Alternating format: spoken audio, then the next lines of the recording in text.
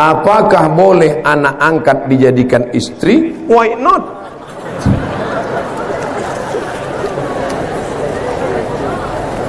Bapak kalau mau punya anak angkat, cari keponakan bapak yang perempuan. Bapak kalau mau punya anak angkat, cari keponakan bapak yang perempuan, maka dia menjadi mahram bapak. Ibu kalau mau punya anak angkat, cari keponakan ibu yang laki-laki. Tapi kalau bapak cari anak angkat anak orang lain yang tak ada hubungan mahram dan tidak disusukan oleh istri bapak, masalah berawal dari anak angkat lama-lama menjadi bini angkat. Ada 3 masalah anak angkat. Yang pertama, hukum adopsi di Indonesia menjadi bermasalah pada anak angkat ada 3. Yang pertama, anak angkat dipakai nama ayah angkat dalam penulisan bin haram. Ud'uhum li abaihim, pakai ayah kandung, tak boleh ayah angkat. Huwa aqsatu indallah, itu lebih adil di hadapan Allah. 2, banyak ayah angkat ketika mau mati meninggal dibuatkan surat wasiat semua harta untuk anak angkat. Nanti kalau aku mati semua hartaku untuk anak angkat, adapun saudara kandungku itu selop jepitku pun jangan kasih. Haram hukumnya. Anak angkat hanya boleh dapat wasiat tak lebih dari 1/3 harta. Kalau lebih daripada itu haram. Yang ketiga yang jadi masalah adalah kalau bapak punya anak angkat, nanti bapak berdua-dua di rumah dengan dia. Ibu punya anak angkat, ibu pun berdua-dua, tak ada mahram. Haram. La yakhluwanna rajulun ma'amratin illa ma'azi mahramin. Tak boleh berdua-duaan tanpa mahram. Tapi dia udah macam anak saya Pak Ustaz, dia udah macam ayah saya. Berapa banyak berawal dari macam, berakhir dengan macam-macam. Ingat, setan datang. Setan datang dari depan, dari belakang, dari kanan, dari kiri. Tak 1-2 kejadian, terlalu banyak untuk diceritakan. Tonton di YouTube, lihat, dibaca di koran, di internet, kejadian tentang ayah angkat, anak angkat ini. Maka kita jaga keluarga daripada perbuatan yang haram. Apa hukum kegiatan arisan julo-julo door to door dalam 1 juta dikeluarkan 25.000 untuk ketua? Pesertanya jelas.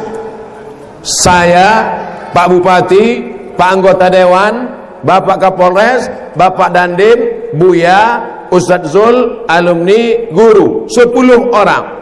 1 orang 100.000. Maka diundi keluar 1 juta. Kebetulan yang diundi pertama keluar Abdul Somad. Maka akadnya waktu itu adalah akad hutang. Karena saya baru memasukkan 100.000, berarti saya berhutang 900 kepada 9 orang. Boleh. Tapi karena yang mengutip duit ini adalah salah satu, dan dia datang itu pakai ongkos minyak, tak mungkin dia naik setan, naik jin. Maka saya katakan, untuk bermusyawarah kita, bagaimana kalau untuk ongkos minyak dia ini kita kasih 20.000, sepakat, tidak riba. Tapi yang jula-jula yang haram itu begini, datang orang ke rumah kita, ibu mau tak ikut jula-jula? Nanti kalau menarik 1 juta, ibu cuma dapat 900. Itu sebetulnya jula-jula fiktif, pesertanya tak jelas, orangnya tak ada. Itu adalah rentenir riba pakai baju jula-jula. Gimana? Jelas?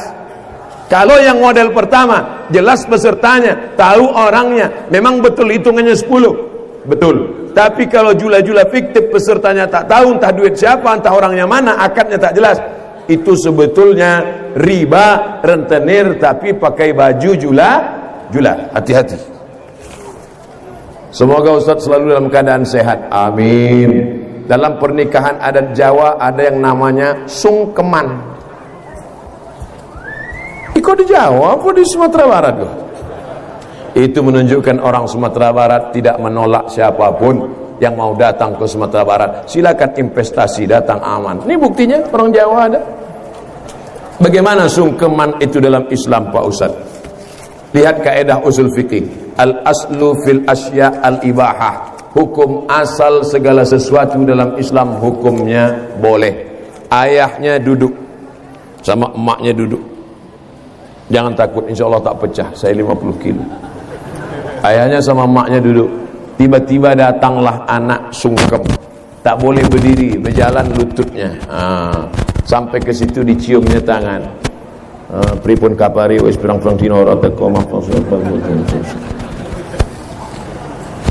adab sopan santun tata krama, tak ada hukum salah menyalah. Tapi kalau sampai dia bersujud bersimpuh menyembah manusia, tapi rasanya sungkem sekarang pun sudah dibersihkan oleh wali songo, sudah dibersihkan oleh kiai-kiai dari yang merusak akidah. Kalau hanya sampai kepada poin yang ketiga, mulia dalam akhlak, mencium orang tua, mencium tangan, memeluk, maka hukum dalam Islam menjadi patokannya adalah Quran Sunnah, dan memahami Quran Sunnah itu dengan pemahaman ulama. Taraktu fikum amraini, kutinggalkan pada kamu dua perkara, intamasaktum bihima, kalau kamu pegang yang dua ini, lan tadillu abada, kamu tak sesat untuk selamanya. Kitabullah Al-Quran wa sunnati, dan sunnah Rasulullah sallallahu alaihi wasallam. Kalau tak paham Quran, tak mengerti sunnah, kemana kita bertanya? Al ulama warasatul anbiya, maka tanya kepada ulama-ulama kita. Di Muhammadiyah ada namanya Majelis Tarjih. Ada pendapat mazhab Hanafi, ada pendapat mazhab Maliki, ada pendapat mazhab Syafi'i, ada mazhab pendapat Hambali,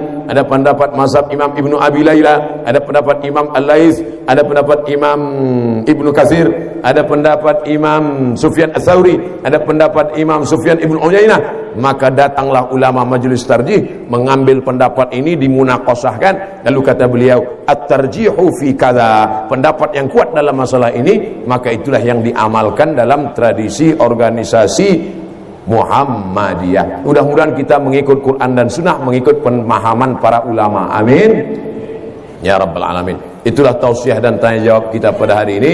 Akhirnya saya ucapkan selamat milad Muhammadiyah yang ke-107, dan saya ucapkan selamat sukses kepada Pondok Pesantren Modern Al-Kautsar Muhammadiyah Sarilamat. Mudah-mudahan silaturahim kita ini menjadi silaturahim yang menambah umur dan memurahkan rezeki. Terima kasih segala perhatian. Mohon maaf atas segala kesilapan dan kekhilafan. Wassalamualaikum warahmatullahi wabarakatuh.